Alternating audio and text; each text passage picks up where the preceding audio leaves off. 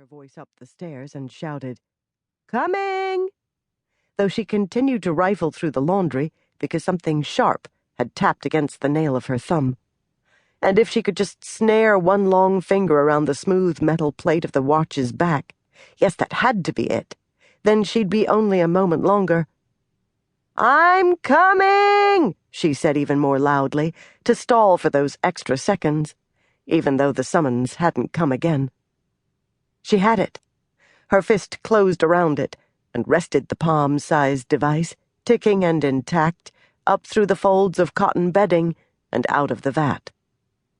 The watch was cool in her hand, and heavier than it appeared. Not an expensive piece, but one with thumb spots worn into its finish from a lifetime of use and appreciation.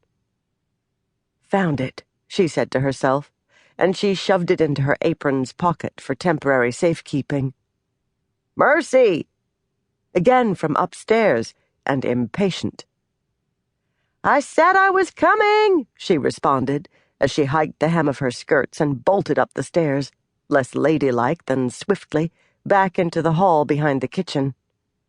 Moving sideways, she squeezed past the orderlies, one of the doctors, and 3 of the elderly women who were hired to perform mending, but mostly bickered amongst themselves. Her way was briefly blocked by one of the retained men who was carrying a basket full of bandages and wraps. They did a brief and awkward dance, back and forth, each trying to let the other pass, until she finally dashed by with an apology. But if he replied, she didn't hear him, because the main ward was now immediately before her.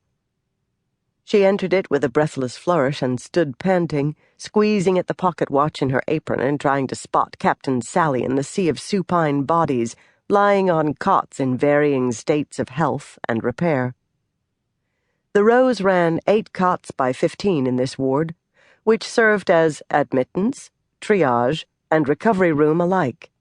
It should have held only 2/3 that number, and the present crowding served to narrow the aisles to the point that they were nearly impassable, but no one was turned away.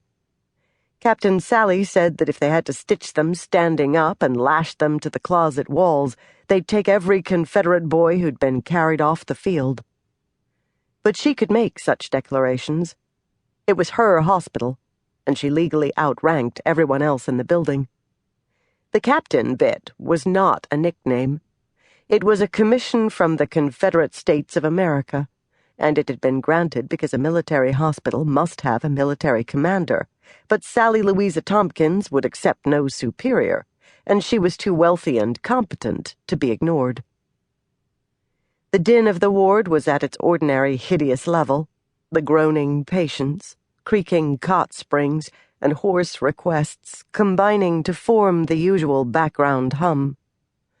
It was not a pretty noise, and it was sometimes punctuated with vomiting or cries of pain, but it was always there, along with the ever-present sense of dirty bodies, sweat, blood, shit, the medicinal reek of ether, the yellowy-sharp stink of saltpeter and spent gunpowder, and the feeble efforts of lye soap to combat it all.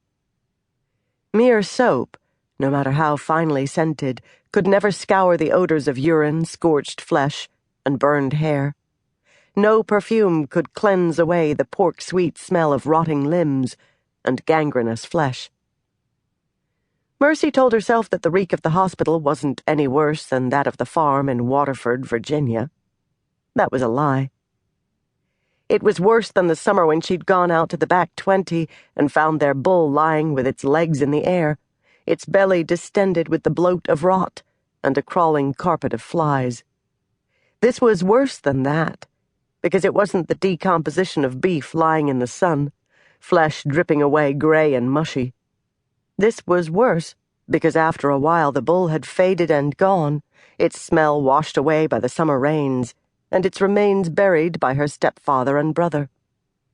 After a while she'd altogether forgotten where the creature had fallen and died, and it was as if it had never happened. But that never happened here. Not even at the cleanest hospital in all the Confederacy, where fewer men died and more men recovered to return to the front than in any other in the North or South or even Europe. Not even in the wake of Captain Sally's strenuous, almost maddening